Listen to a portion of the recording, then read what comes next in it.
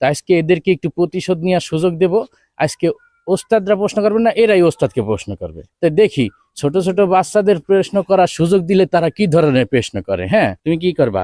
যে আমি আপনাকে একটু বানান ধরবো। ও, বানান বানান কোনো ব্যাপার হইলে? আচ্ছা, কি বানান বলো। যে ওস্তাদ জি আপনি বানান করেন। হ্যাঁ কি বানান?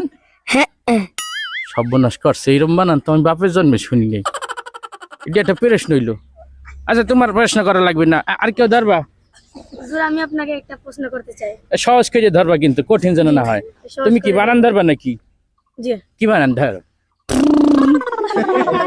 কেমন লাগে মেজাজটা ইয়ে বলে বানান হইলে। এটা আমার বাপের জন্ম শুনি দে এরম বানান।